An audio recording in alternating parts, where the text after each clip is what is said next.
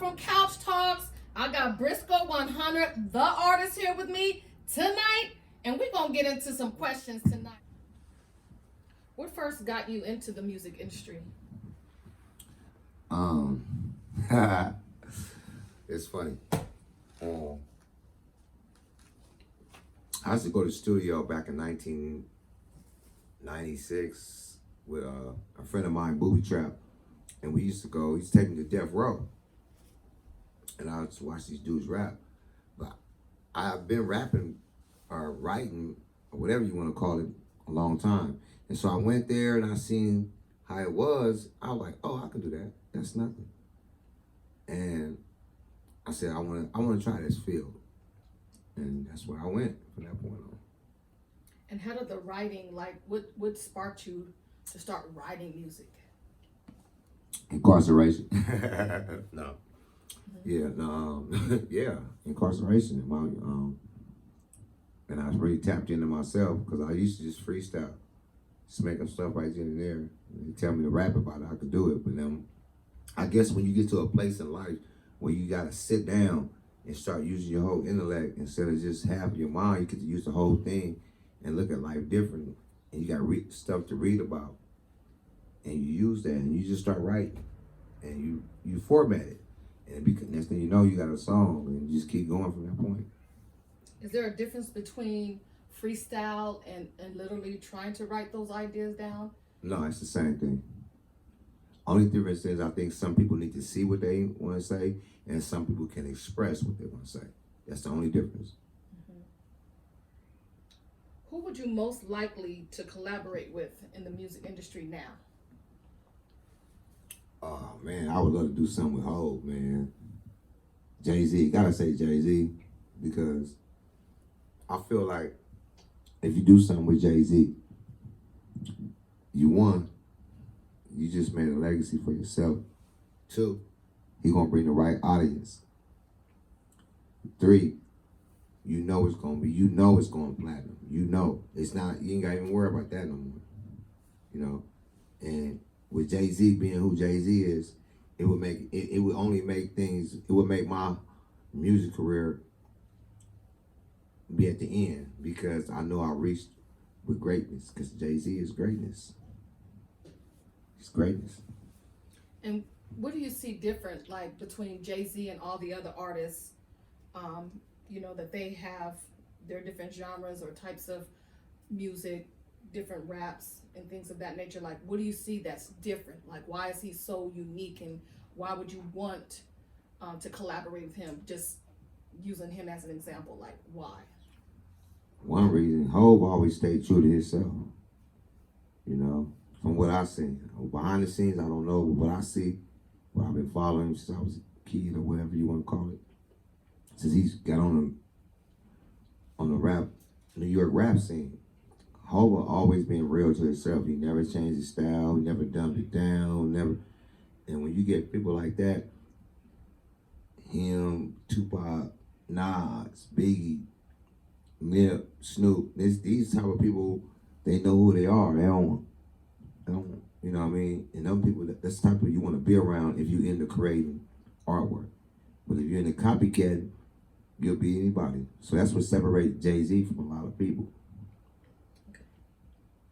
What would you be doing right now if it wasn't for your music career? What would be the one thing?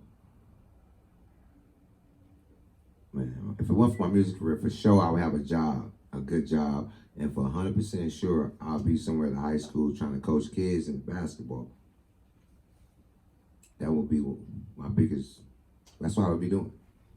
And what brings you to want to coach kids? Like, what do you bring to the table when you say if you didn't have the music, if you didn't write the genre you write, what encouraged you or what motivated you to want to work with children?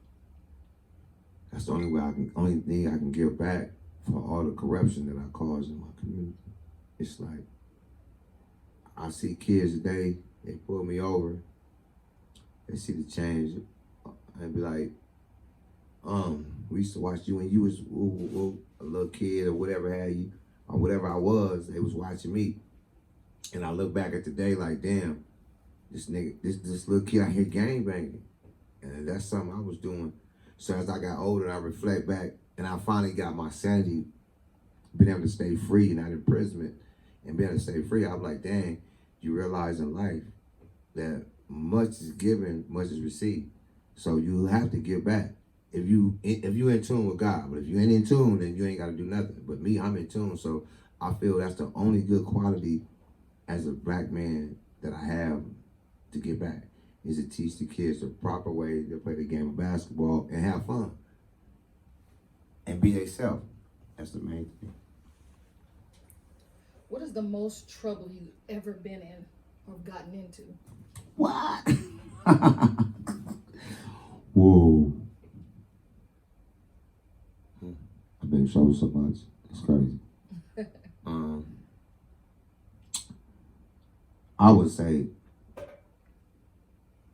the very first time I had a bad situation, it was an ugly situation. It was an unfortunate situation, but it was a situation that had to happen. Only because I was forced to be this person that I did not want to be by individuals that don't even know me. I just want to, I guess, pick and choose, or I don't like using the word bully. So I don't want to say that because I know I've been bullied, but I don't want to say that. But that's what it was. And I had to do what I had to do. And unfortunately, it cost me a bad look in my community. It cost me my family members to get their house ready, my baby mama getting the house ready, friends, doors, police coming to their house. You know, it wasn't, that's the most trouble I've been in. A little, something serious too, that could have really affected my whole life if God had not put his hand in this situation and turned it another way. I'm pretty sure that situation would have turned out real ugly. I know you talked about bullying. For those that are watching right now via social media or, watching on YouTube, any social media, what do you have to say to those that are right now currently being bullied in school or being treated a certain way by peers? What can you... Well, it's two sides of bullying that people don't understand.